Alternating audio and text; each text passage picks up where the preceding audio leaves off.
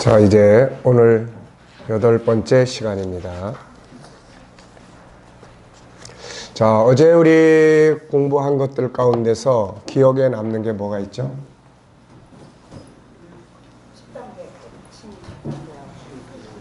어제 공부한 것 중에 코칭 10단계.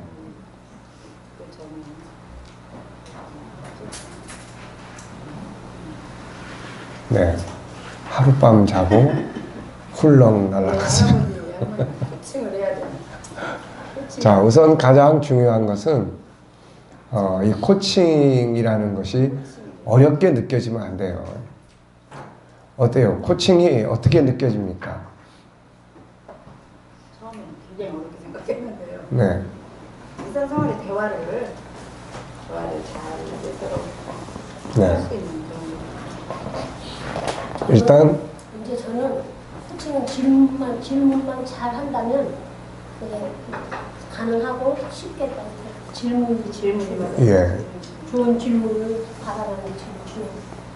네, 그러니까 코칭이라는 것이 막 이렇게 어떤 전문가, 사회적 전문가들만 하는 이런 개념으로 보면 안 되고, 이제 우리의 일상생활 속에서 알고 보면은 다 코칭과 관계되지 않은 것이 없어요. 대화, 또 어떤 그런 상담, 또 뭐 이제 사람들에게 필요한 아이디어를 제공한다든지.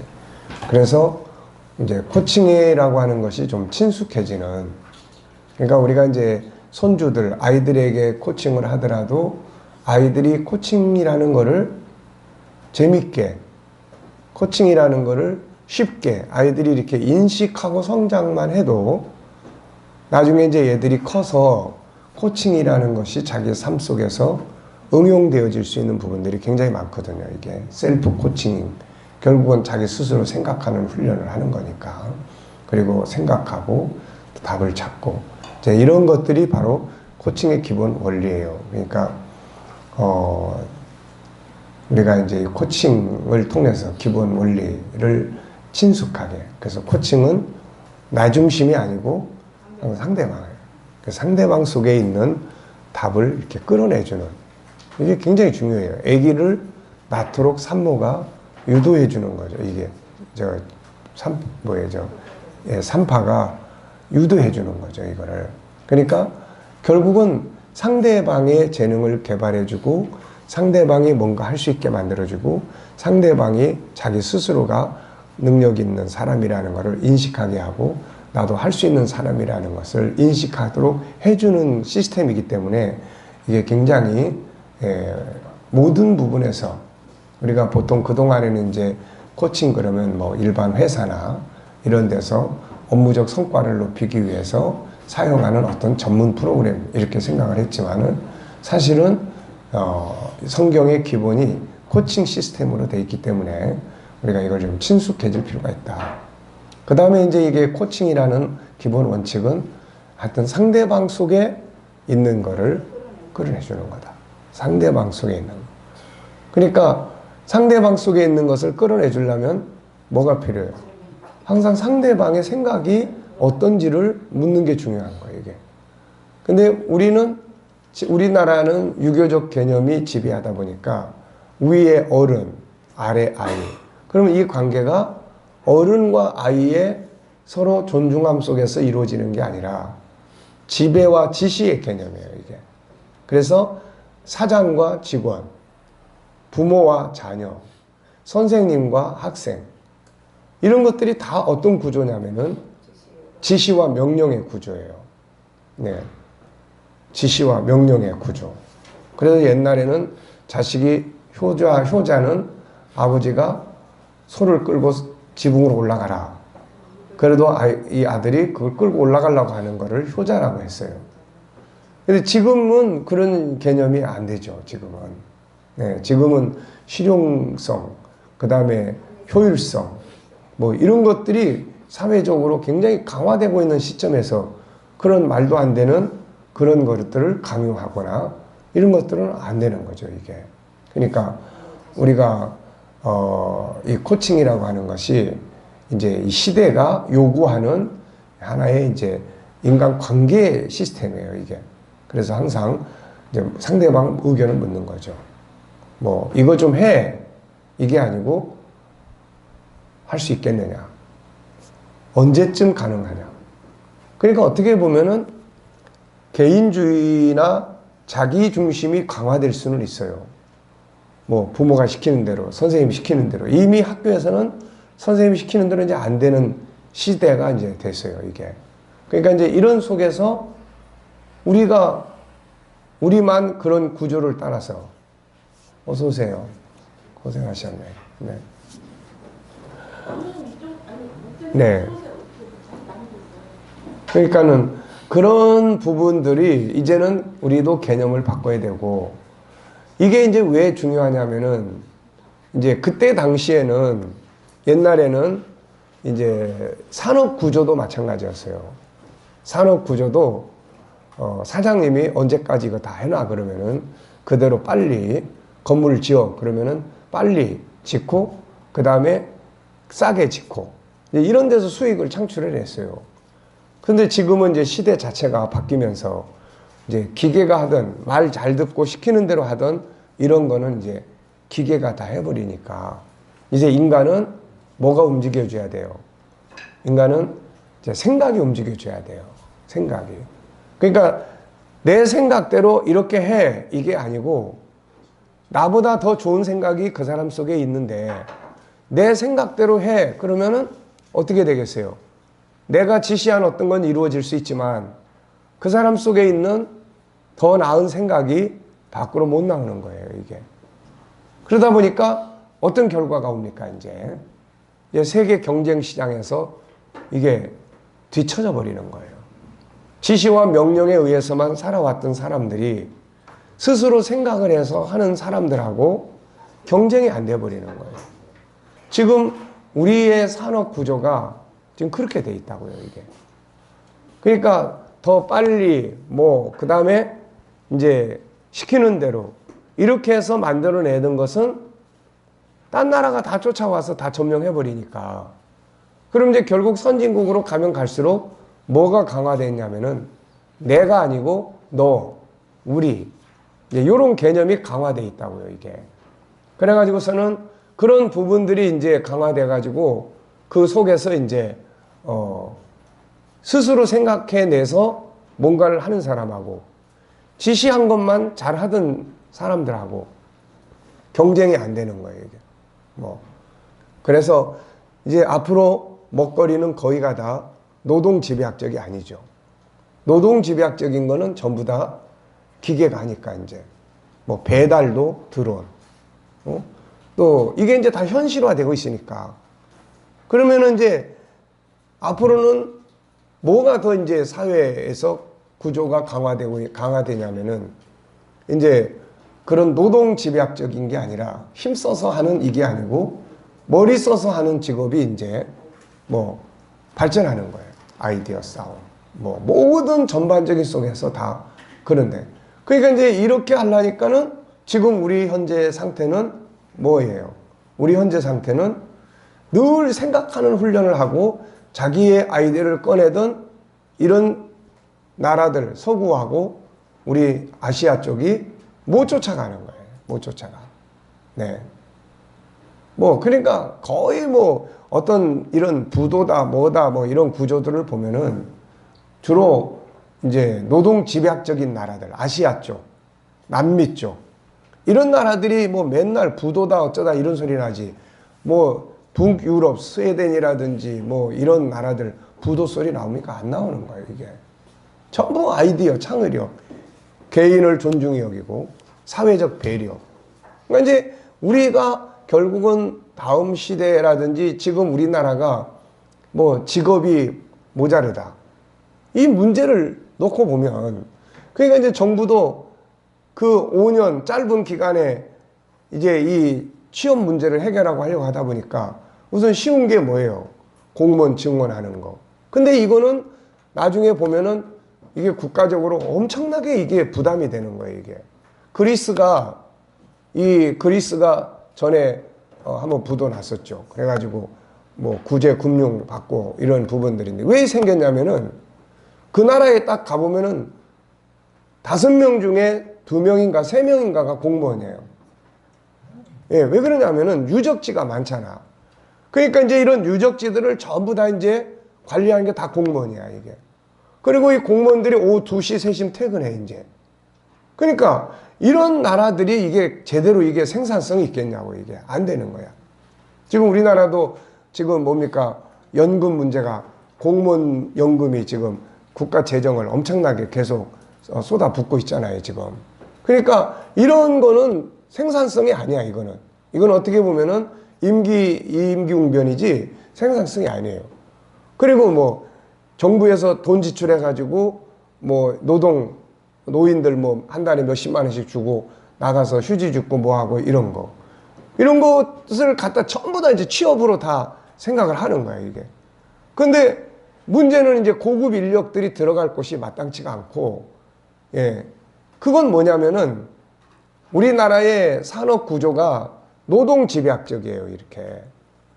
노동 집약적. 노동을 중심으로 하고 있는 이런 부분이라고요. 그리고 어떤 다른 데서 만들어 놓은 기초 설계, 개념 설계, 아이디어 설계, 이거를 우리가 돈 내고 갖다가 그걸 모방해서 하는 이런 구조란 말이에요, 이게.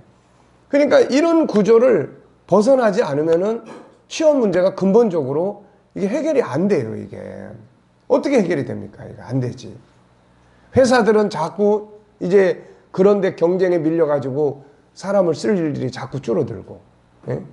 또 기계나 이런 데 밀려가지고 사람은 자꾸 줄여야 되고, 이런 구조인데, 이런 구조를 탈피하기 위해서는 그런 우리나라 사람들 하나하나가 이 인식 개조에 대한 이런 작업들이 시간이 걸리더라도 같이 가야 된다고, 이게.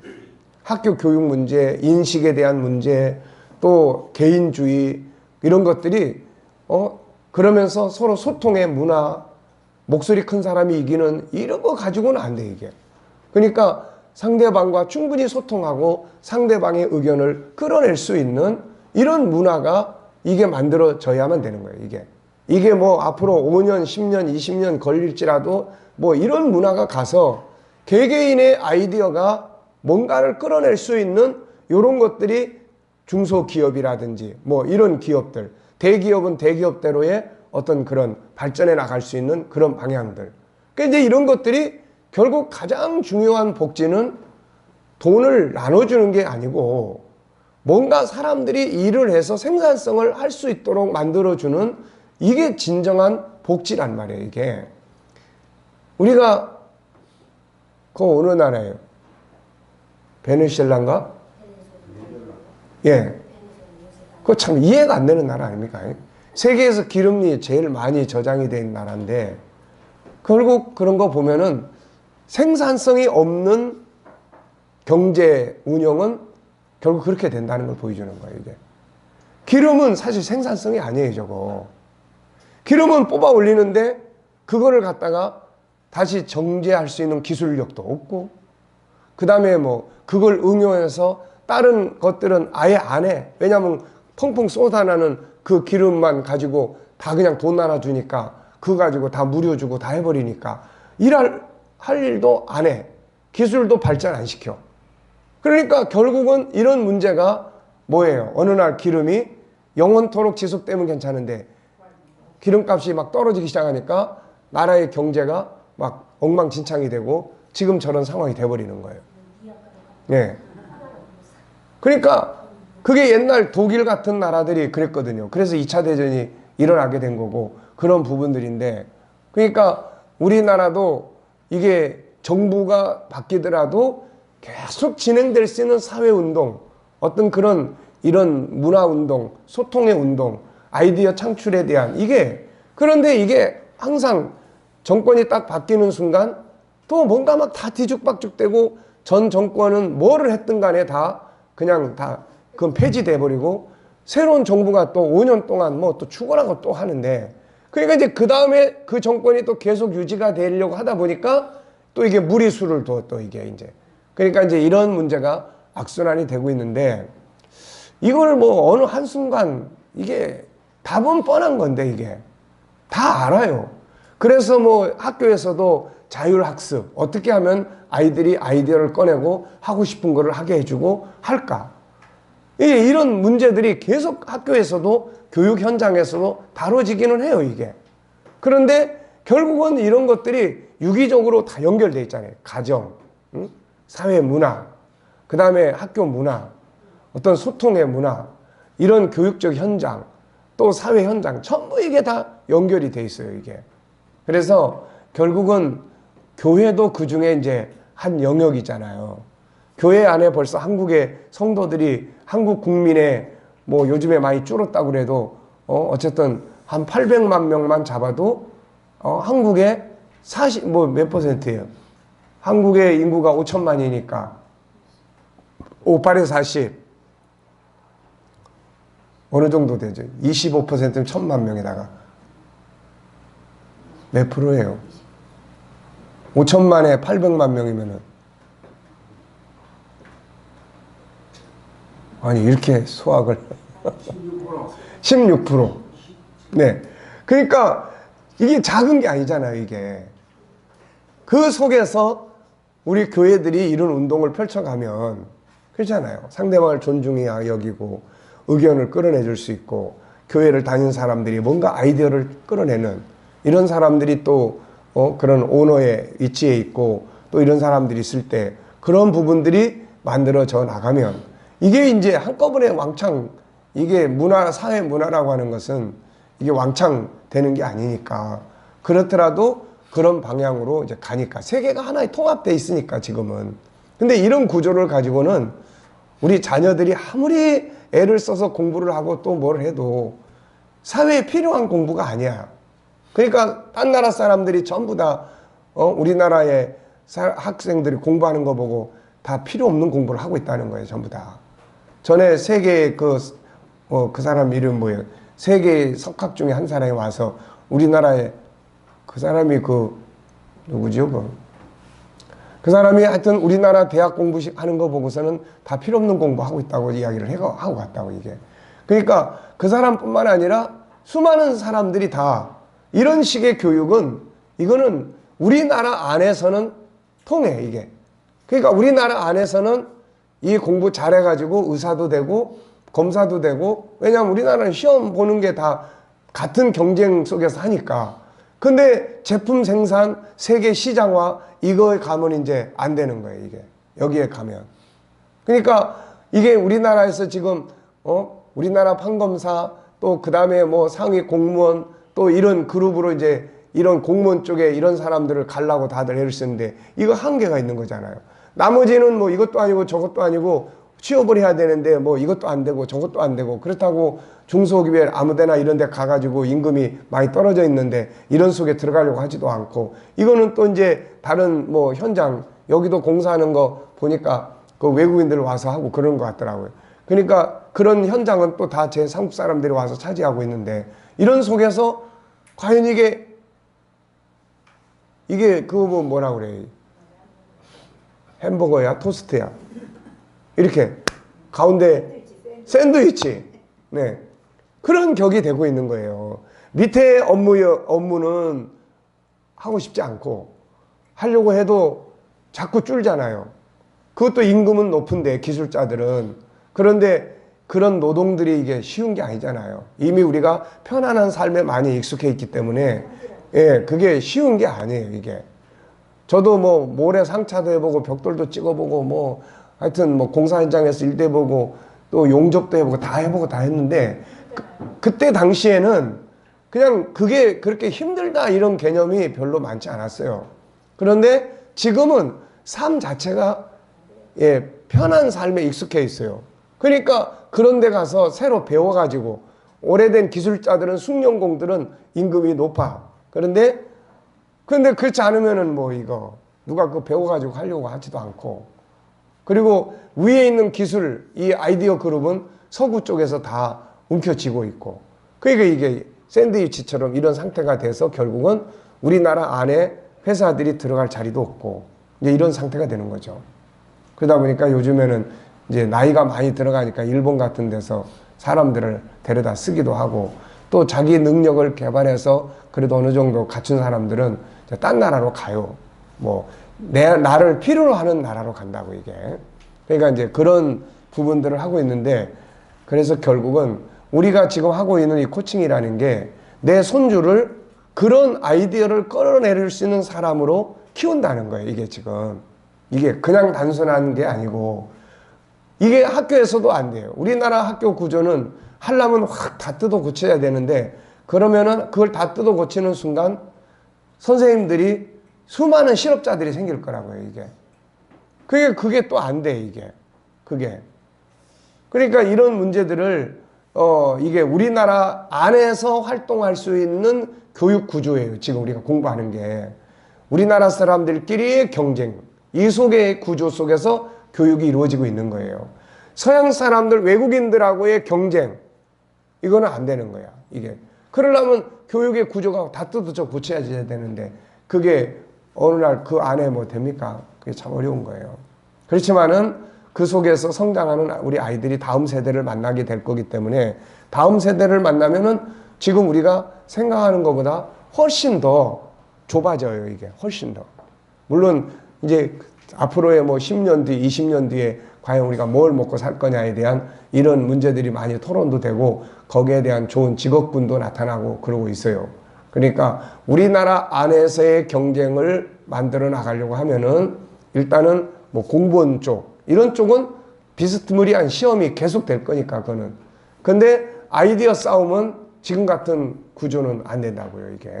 그러니까 우리 애가 정말 뭐 판검사를 하든 상위 공무원 그룹에 가든 그렇게 해서 그런 쪽에 갈 정도로 공부가 되는 애들은 그 방향으로 가는 게 맞고, 그게 아니라고 했을 때는 아이가 창의력을 가지고 할 수 있는 영역이 뭔지를 찾아내서 이게 과연 미래적 산업과 어느 정도의 이게 같이 맞물려지고 있는지, 이런 걸 이제 판단을 해야 됩니다. 그래서 제가 그 부모 교실에서는 부모님들의 그 교육에 대한 이런 이해와 이런 부분들을 좀 많이 다뤄놨어요.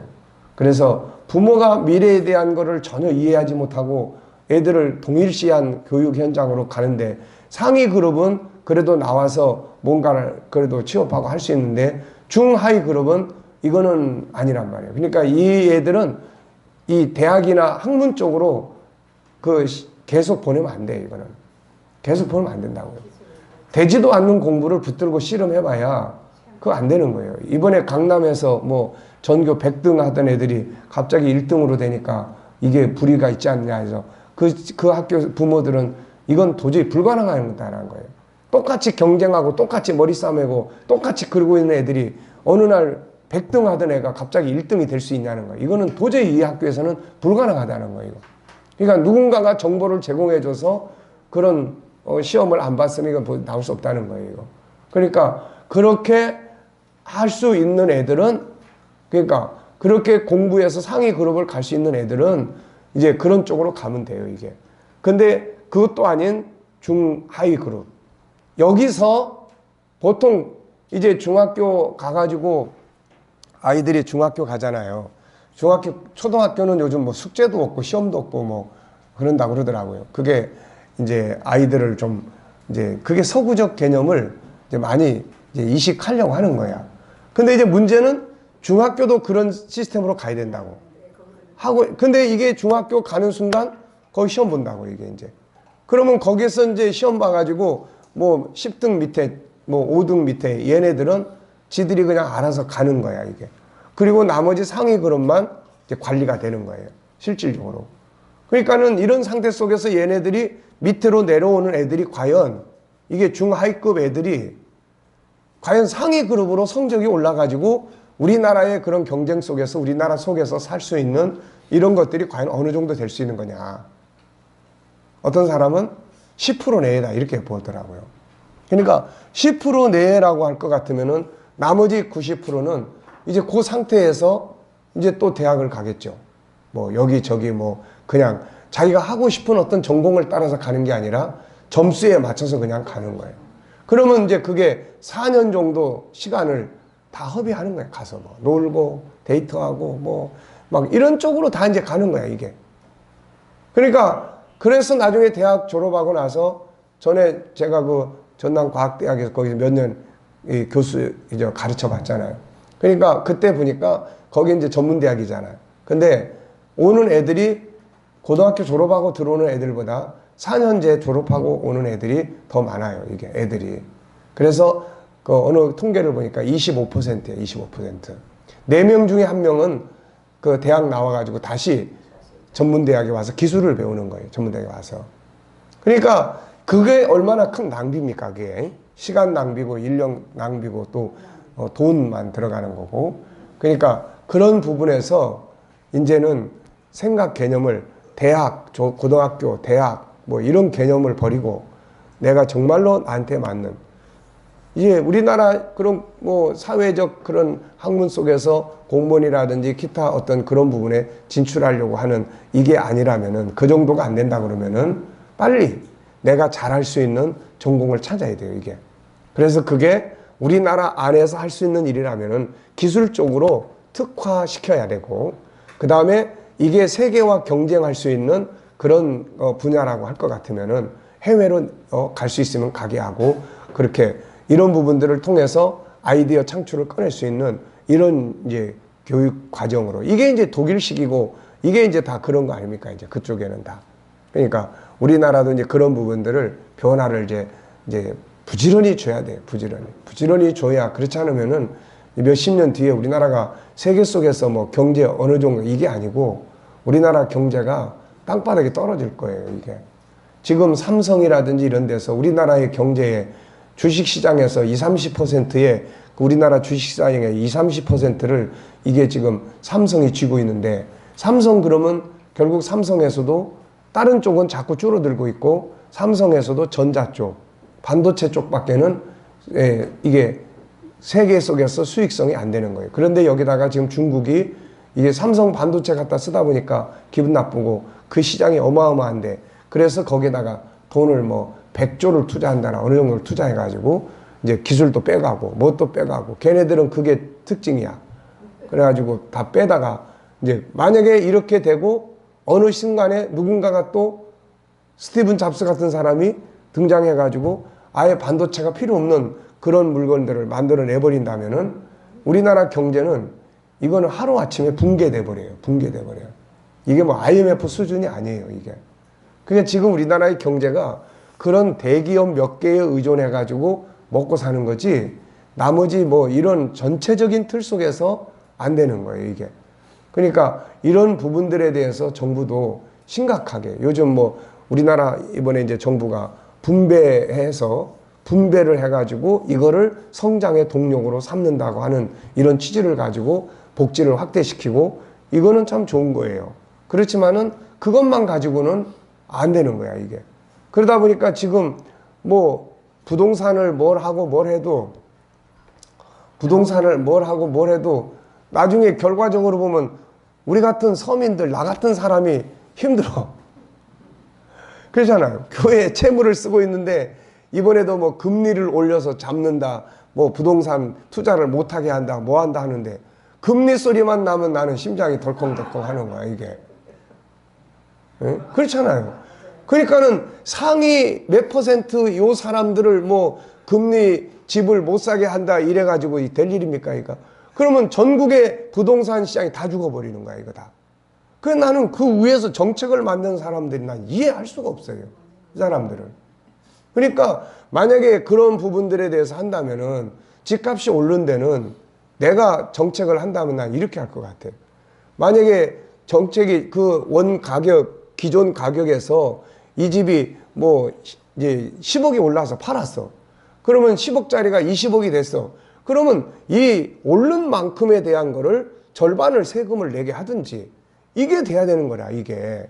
어느 지역에 어느 정도의 가치. 근데 일반인들까지 몽땅 묶어가지고 가버리니까 결국 그 사람들이야 금리 뭐 0.25% 높여봐야 아무것도 아니야, 이거. 근데 거기에 그냥 이 혈압 올라가는 사람들은 일반 서민들이야, 이거. 우리나라에 서민들 쳐놓고 빚 없이 사는 사람이 이거 어디 있습니까, 이거. 아니면은 지난날에 그 시대에 그 금리로 대출을 받은 사람들은 거기서 감당할 수 있는 이거를 그 당사자하고 협의해서 우리가 이 정도면은 감내할 수 있다. 근데 지금처럼 금리 계속 올라가면 우리 교회도 부도난다고 이거. 중소기업들도 부도난다고 이거. 왜냐하면은 어느 단계에서 꾸준히 가면 얼마든지 갚아나가고 다 해결할 수 있는데 이게 자기들의 시기에 맞춰가지고 올리기 시작을 하면은 감당을 못 한다는 거예요, 이게. 아, 그래서 난 참 답답한 사람들. 지금 저 사람들 보면은 서민을 위한, 이번에도 보니까 그렇더라고. 서민을 위한 정책을 한다고 하는데 나중에 보니까 위에 있는 사람들에게만 이익이 돌아가는 거고 밑에 있는 사람들은 이게 맨날 이게 힘들어가지고. 나 그래서 금리 들먹이고 내가 그래서 글 하나 써놨어. 이 미친 사람들이라고. 어? 내가 정말 이게 금리를 올려놓으면 결국에는 밑에 개미들만 다 죽는데 다 힘든데 그렇잖아. 이거 뭐 가정 하나하나 다 그렇게 해서 그러면 그때 당시에 이렇게 은행을 해서 빌려온 거에 대해서 약간 올려서 그리고 자기들 식대로 이렇게 해서 갚아라. 뭐 얼마 올려서 갚아라. 막 이런 식이 되니까 우리하고 아무 상관도 없이 어느 날 팍 올리고 이러니까 이게 지금 네. 아유, 그래서 내가 거기다가 글 하나 썼지만 내가 쓴 글을 누가 읽어주겠습니까? 거기다가는 어떻게 쓰는지를 몰라가지고 게시판에 다 올라가요 지금은. 예. 그거 진짜 미친 사람들이야. 금리 그거 올려봐야 0.25% 올려봐야 있는 사람들 돈 싸들고 집 사고 팔고 하는 사람들은 그건 눈 하나 깜짝도 안 해 그거.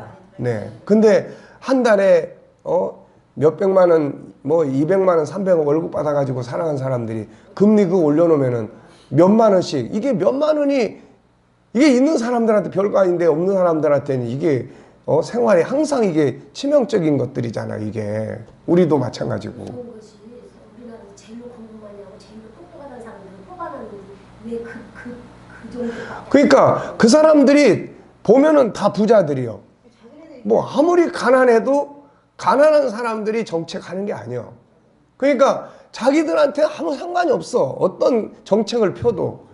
예. 그러니까 그 부분들 속에서 다 뭐 아무리 여당 야당 해도 나중에 보면은 뭐 다 먹고 살 만큼 다 있고 그래도 강남 그쪽에 서울 쪽에 다 집 한두 채씩 다 있는 사람들이고 보니까 뭐 다 그렇더만. 네. 그러니까 그런 사람들이 뭐 금리 올려놓고 뭐 해봐야. 그래서 이번에 보니까 뭐 한우는 은행에서는 지금 금리 올릴 상황이 아니다라고 하고 정부에서는 올리라고 그러고 올려야 집값 잡을 수 있다는 건데 하나는 집값도 난 이게 참 이해가 안 되는 거예요. 그러니까 결국은 집값도 공공주택 이번에 보니까 그런 게 이야기했더라고요. 정부가 땅 장사하잖아요. 땅 장사. 예? 이 공공택지 이 그린벨트 다 해제해가지고 거기다가 공공주택 다 지어가지고 그냥 우리나라에 개인적으로 사적으로 집 사고 팔고 하는 사람들은 알아서 하게 하고 그냥 알아서 뭐 100억을 받든 200억을 받든 하고 거기에 대한 세금만 많이 내면 되고 그 다음에 일반인들은 이 공공주택이나 이런 것들을 아주 7, 80%로 그냥 확 해놔야 돼. 다. 그래서 사적으로 집을 사고 팔고 하는 거는 개인 재산이니까 민주주의국가에서 그거 뭐 어떻게 합니까? 그 대신 비싼 돈 받고 파는 사람은 비싸게 세금 내면 되는 거고 그 나머지는 그린벨트나 이런 데 다 풀어가지고 공공주택 정부가 다 지어가지고 정부에서 월세 감당할 수 있을 만큼 올려가면서 받으면 되는데 땅 개발해가지고 전부 이 건설업자들한테 다 주잖아 이거. 그러니까 이 사람들은 그린벨트 해제시켜가지고 땅 장사해가지고 집 장사하고 그러니까 집값이 올라가고 그러는데 왜 안 하는지 모르겠어 정말. 난 이해가 안 돼 이거. 아유 그만합시다 이거. 그러면 대안이 뭘까요? 그러니까 답은 그거예요. 내가 봤을 때도 요즘에 그런 이야기 나오더라고. 답은 우리 그린벨트나 공공택지들을 정부가 개발을 해야 돼. 정부가 그거를 국토개발이다 뭐다 해서 다 해놓고는 그거 처음에 정부에서 그린벨트 해제시켜가지고 줄 때는 그 싼 값으로 준다고. 그러면 그거 땅 평지 작업 해가지고는 평당 뭐 500만 원, 600만 원 이렇게 팔아먹는다고 이게. 그러니까 그런 개인 건설 회사들이 결국은 이 집값을 올릴 수밖에 없는 거야 이게. 근데 이거를 정부 차원에서 해가지고 그걸 민간은 하지 않고 정부에서 이 지금 하고 있는 일반인들이 세를 내고 살 수 있는, 그러니까 그러면은 집 자체가 이게 사유재산이나 투기의 장소가 될 수가 없어. 그러면 그냥 사는 장소야, 사는 장소. 그러면 일단은 이제 그런 과정을 하고 개인이 그래도 나는 개인 재산권을 갖는다 하는 사람들은 뭐 그건 비싸게 사고 싸게 사고 이건 시장의 원리에 맡겨야 돼. 그 대신에 비싸게 팔면은 그만큼의 세금을 많이 내도록 하면 되는 거야 이게. 근데 지금은 이제 그런 구조들이 이게 잘 안 되다 보니까 물론 뭐 위에서 정책하는 사람들은 나름대로 뭐 고민이 많겠죠. 기존에 있는 사람들도 있고 그러니까. 그렇지만 어쨌든 지금의 그런 상황들이 마지막에 가서 보면은 우리 집 조그맣게 그야말로 일반 변두리에 있는 이런 사람들도 집 한 채 있는 사람들도 재산세 올라가고 결국에 이런 부분들이 결국은 이제 일반 서민들이 자꾸 힘들어지게 만드는 이제 이런 구조가 같다 이제 이런 생각을 좀 하는 거예요. 자, 그건 우리 영역이 아니니까 넘기고.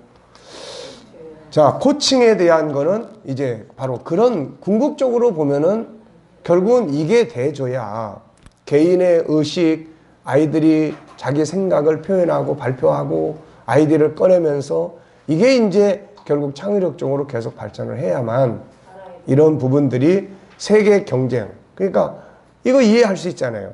우리나라 국내에서 경쟁하는 그것도 공무원 쪽이나 아니면은 그런 행정 이런 쪽이나 이런 쪽은 뭐 의대라든지 또 아니면은 이런 쪽은 우리나라 안에서 경쟁을 한다고 이게.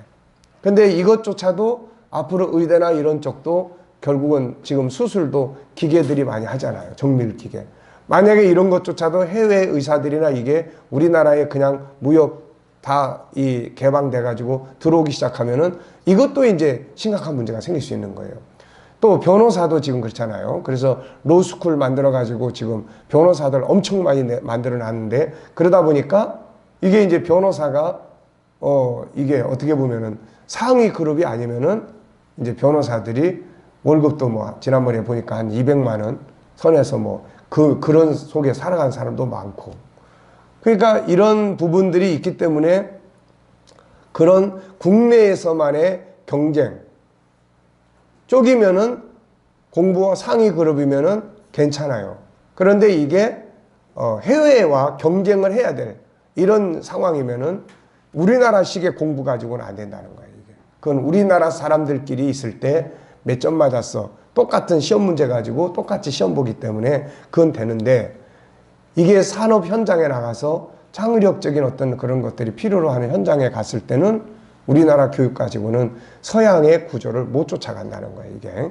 그래서 그런 기본의 원리가 이런 것도 다 보면은 결국은 성경의 기본 원리를 서양은 일찍 사용을 시작을 했고 우리는 예수를 믿었는데도 믿지만은 영적인 부분과 기복적 측면에다가 중점을 두다 보니까 이런 부분들에 대해서 우리나라의 기독교는 이거를 제대로 못한 거예요, 이게. 그런데 사회적으로는 이런 것들을 받아들이고 있다고, 이게. 뭐 리더십이 어떻고 컨설팅이 어떻고 뭐 코칭이 어떻고 산업 현장에서는 왜냐면은 미국이나 이런 쪽에는 이미 뭐 빌 게이츠나 이런 사람들 옆에는 비싼 돈을 주고 다 이런 코치 리더자들이 다 있단 말이에요, 이게. 또 이런 회사들과 이 협약을 맺어가지고 항상 자기 회사에 대한 것을 컨설팅하게 만들고 자기 회사에 대한 이런 부분들을 항상 점검하게 만들고 임원들을 교육시키고 이런 걸 한단 말이에요, 이게. 그러다 보니까 이제 우리나라도 이런 게 필요하네 해가지고 이제 이런 것들을 받아들였는데 그래서 이제 우리나라에서 이게 들어온 지는 지금 뭐 20년, 30년 뭐 이 정도밖에 안 되는 거예요, 이게. 15년, 뭐 20년. 그러니까 이런 상태에서 우리나라에서 이제 이런 것들을 활용을 하게 되지만은 일반인들이 가정에서 이게 이루어져야 돼요. 가정에서. 학교에서 이게 이루어지라는 거예요. 학교에서. 그러니까 학교에서도 아이들을 교육해 나갈 때 이런 코칭 방식 이게 필요하다는 거예요, 이게. 그래서 일부에서만 이제 이런 훈련을 받은 교사들이 아이들을 이제 코칭의 시스템을 가지고 아이들을 교육을 하고 상담을 하고 이제 이런 부분들을 이제 하는 거예요, 이게. 그러니까 이게 전면적으로 사범대나 교육대나 이런 데서 교사들에게 이런 것들이 교육되어야 되고, 네. 그래서 뭐 일단은 그거는 이제 사회적인 부분에서 해야 될 부분들이고, 근데 이제 보면은 우리나라의 사회 지도층들도 아직은 지금 우리 세대가 많잖아요. 우리 세대가 많다는 거는 뭐예요? 아무리 이야기를 해도 기존 개념을 가진 리더자들이 많다는 거예요, 이게. 그러니까 이런 데 익숙한 사람들이 사회 정부의 리더십을 가지고 일을 할 때쯤 되면은 그런 게 많이 변화가 오겠지만은 지금 다 60대야. 60대 왔다 갔다. 많으면 70대. 이런 상태에서 리드를 해 나가다 보니까 정책을 짜도 항상 이제 그런 개념 속에서 많이 만들어지게 되는 거예요, 이게. 교회는 더 말할 것도 없죠. 교회 안에 장로님들 그러면 보통 연세가 어떻게 됩니까? 60, 70. 네. 우리 교회만 해도 장로님들이 다 60대? 다 60대 넘죠. 다 60 넘죠. 두세가 빼놓고. 순장로님, 이용님. 세 분만 빼고 다. 그래도 다 60이 거의 다. 네. 그러니까 이제 우리들이 토의하고 생각하고 하나 보면은 어때요, 이게? 거리감이 이제 있는 거죠. 네. 젊은 세대들의 하고에 보면은 벌써 갭이 있는 거예요, 이게. 그러니까 어떻게 보면은 이런 G7도 우리 교회에서도 보면은 젊은 층들은 이걸 필요로 해서 공부를 한다고, 이게. 근데 나이 든 층들은 이게 세속화로 보이는 거예요, 이제. 이게 세속화로. 그래서 이제 그런 부분들이 이제 교회 안에도 사실 이런 것들이 교회 안에 들어와서 그래서 성경을 배경으로 해야 돼, 이게. 이게 바깥에서 성경과 관계없는 것들이 들어와 놓으면 이건 완전히 안 되는 거고. 그래서 제가 성경을 배경으로 한 이런 시스템들이 만들어져서 우리 아이들이 이런 틀 위에, 어른들은 이미 뭐 다 살아온 세대니까 그렇게 아니더라도 아이들 세대부터는 이런 시스템이 교육이 돼져야 된다. 이렇게 보고 있는 거예요. 그런데 이제 문제는 또 뭐냐면 지금 아이들 중고등부를 교육하고 있는 우리 선생님들이 또 다 이제 나이 든 층들이라, 이게. 그러니까 이게 이제 이런 것들이 참 어려움이 많은 거예요, 이게. 과도기예요.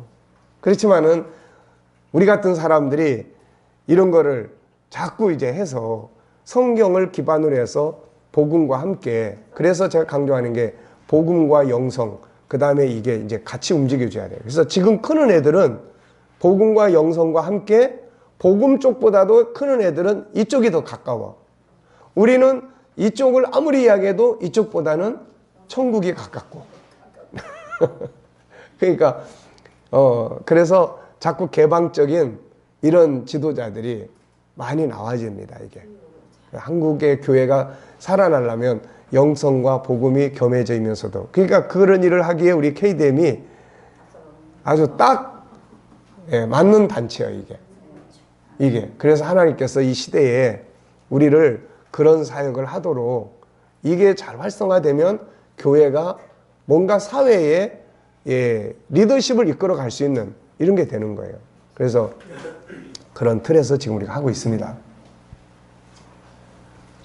아유, 서론 이야기 하다가. 자, 그러면은 서론을 조금 더 이야기를 하죠. 자, 우리가 코칭 그러면 일단 아까도 얘기했지만 좀 친해져야 된다. 코칭을 막 어렵게 생각하지 말고, 이거 뭐 특별한 프로그램이라 하지 말고, 그래서 코칭 그러면은 나 중심이 아니고 누구 중심이에요? 상대방 중심이에요. 그러니까 당연히 우리가 대화를 할 때도 이리 와, 너 이거 해. 너 이것 좀 해. 너 안 하면 혼날 줄 알아?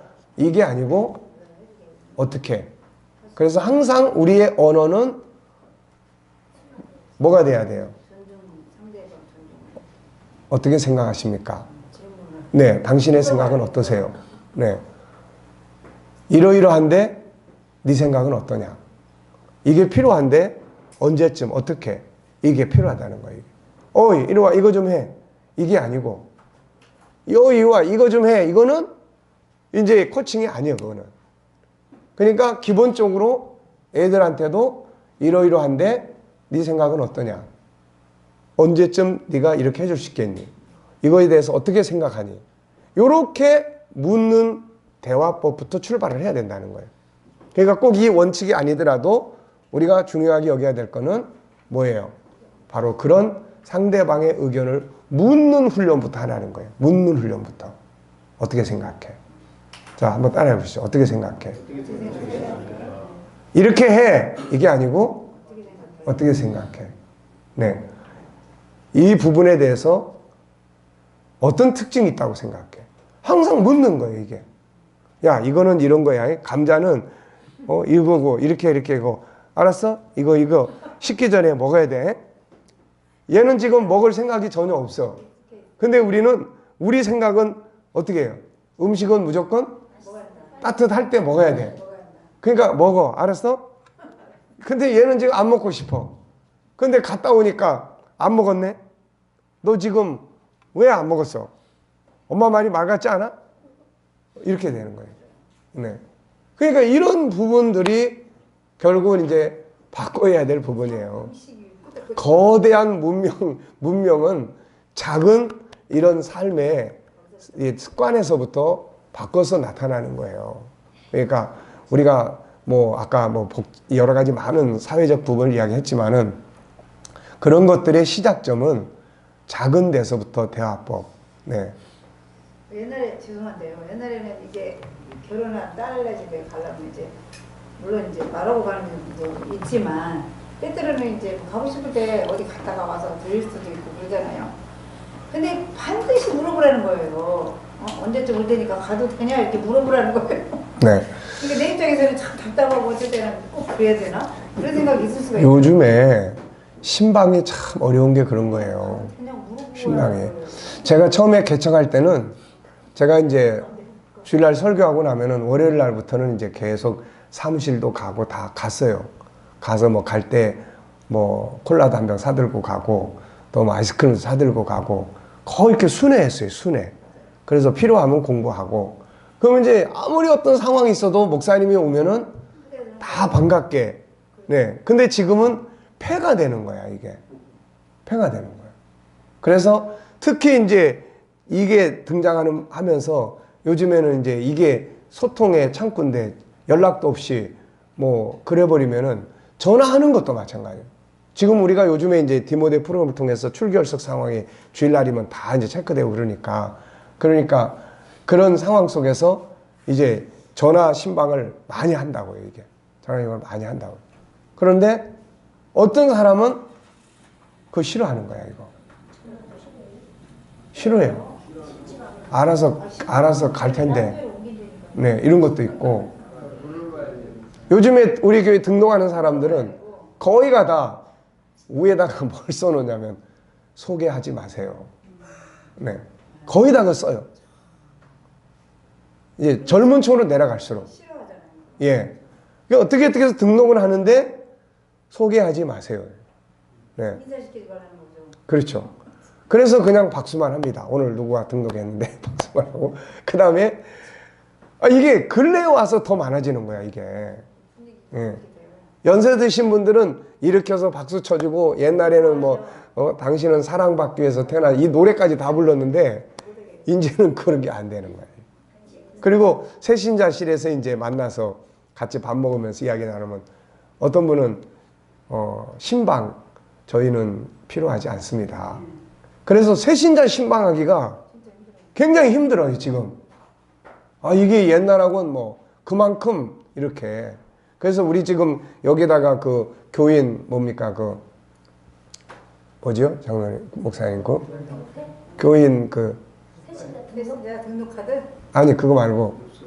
아니, 엽서 말고 전체 교인 볼 수 있는. 교족부 말고. 아니, 옛날엔 책으로 만들었잖아요. 교인 수첩? 예, 교인 수첩 같이. 그래가지고 우리가 이제 스마트 요람, 그걸 이제 만들어서, 왜냐하면 얼굴을 서로 다 모르니까. 근데 어떤 사람은 얼굴을 내는 걸 원하지 않아요. 그래서 이번에 우리가 할 때도 뭘 하냐면은 얼굴하고 이름만, 전화번호 주소 일절 안 넣고 얼굴하고 이름만 그것만 내고 그것도 이제 우리가 10월 달에 이제 그걸 개봉하는데 이제 주일날 이제 주보에다가 올리려고 그래요. 얼굴이 혹시 노출되는 거를 싫어하시는 분은 연락을 주세요. 그럼 다 연락 준다니까. 아, 그럼 다 연락 좀 다 빼야지. 그럼. 아, 그런다니까 따라지기 하는데 몇 시에 몇 시쯤 오는 아, 것까지 지금은 말하는 개인적인 프라이버시나 이런 게 굉장히 중요시 되다 보니까 그런 걸 무시하면은 금방 뭐 교회 떠나버리는데 뭐. 정말 속이 상했었는데요. 아, 저번에는 사고방식이 그랬구나. 자, 그래서 어쨌든 간에 우리도 이제 그런 시대를 살고 있으니까 옛날하고는 전혀 달라요. 옛날에는 뭐 우리 저 시대, 우리 세대는 뭐 을이라는 것도 있었고 또 뭐 이런 것 저런 게 있는데 지금은 그런 개념이 아니에요. 그러니까 그런 시대를 우리 아이들이 산다고요, 이게. 그러니까 그런 속에서 아이들이 충분히 자기 의견을 표현할 수 있고 또 근데 문제는 이제 자기 의견을 표현을 못하면 이제 이런 게 병되는 거예요, 이게 다. 그러니까 이제 아이디어 창출. 그래서 네 생각은 어떤지. 또 야단을 쳤어도 그 다음에 충분히 공감이 될 수 있도록 대화를 나눌 수 있는 이제 이런 게 이제 필요합니다, 이게. 그러니까 그래서 이제 코칭은 속에 있는 재능을 밖으로 끌어내게 한다. 그러면서 어떻게 상대방 중심의 의견을 많이 묻는 어떻게 생각하냐? 어떻게 하면 더 발전할 수 있겠냐? 이 부분에 대해서 네 생각은 어떠냐? 뭐 이런 거죠, 이게. 그러니까 어쨌든 코칭이라는 건 이제 우리의 삶 속에서 이렇게 녹아져 내려야 될 그런 부분이다. 자, 10분간 휴식하고 이제 오늘 6장부터 진행을 하겠습니다. 그리고 어제 이제 우리가 그 코칭을 위해서 두 도표를 우리가 살펴봤어요. 그래서 첫 번째 도표는 코칭을 하기 위해서 기본 요소 보시면은 신뢰, 좋은 질문, 경청, 공감, 선택, 존중, 분석, 긍정 요소, 피드백, 기다림, 존중함. 이런 것들이 우리가 이제 기억되어야 되고 코칭 10단계. 이 책에서는 이 두 도표를 기억을 하시면 될 것 같습니다. 자, 10분간 휴식하죠. 네.